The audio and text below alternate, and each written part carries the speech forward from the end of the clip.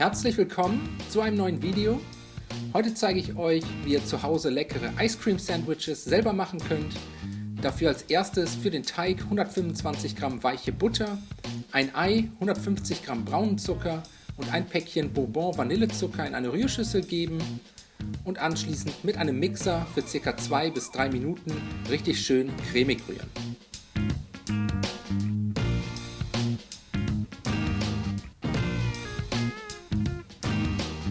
Wenn das erledigt ist, ein Sieb hernehmen, 200 Gramm Mehl zum Teig sieben und dann mit einem Mixer oder Teigschaber unterrühren bzw. unterheben, bis das Mehl komplett eingearbeitet wurde und ein glatter Teig daraus entstanden ist.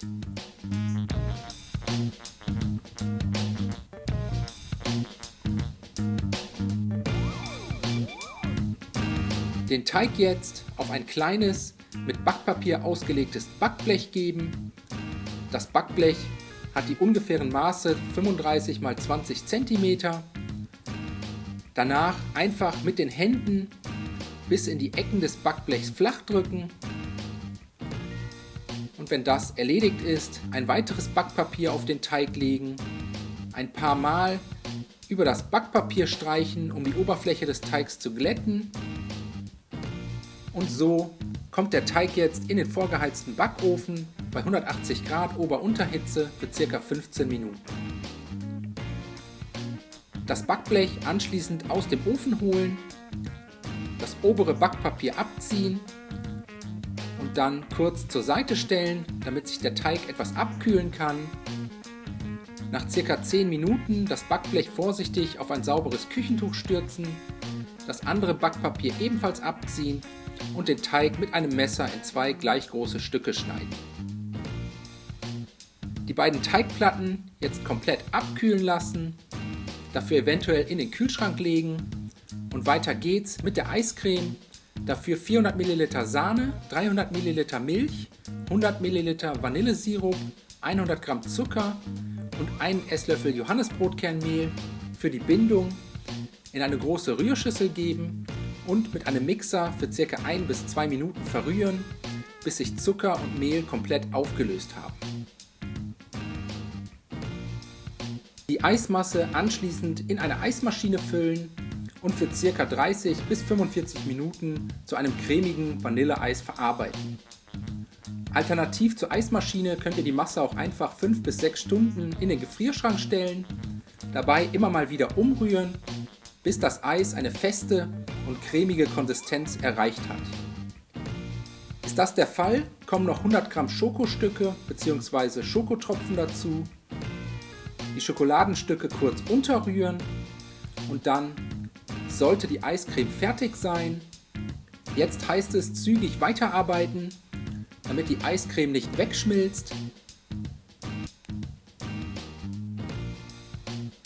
Eine der beiden Teigplatten auf ein Küchenbrett legen, die Eiscreme mittig auf die Teigplatte geben, etwas darauf verstreichen und dann die zweite Teigplatte vorsichtig auf dem Eis andrücken.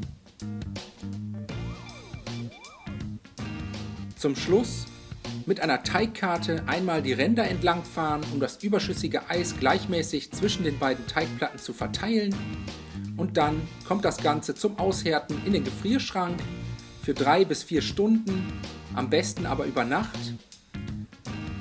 Und am nächsten Tag das Ganze wieder aus dem Gefrierschrank holen, die Ränder eventuell mit einem scharfen Messer etwas begradigen und anschließend in 6 große oder 12 kleinere Stücke schneiden und die Eiscreme-Sandwiches danach sofort servieren.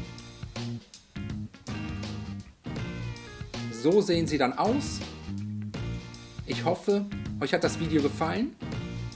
Ich wünsche euch viel Spaß beim Nachmachen. Bis zum nächsten Mal.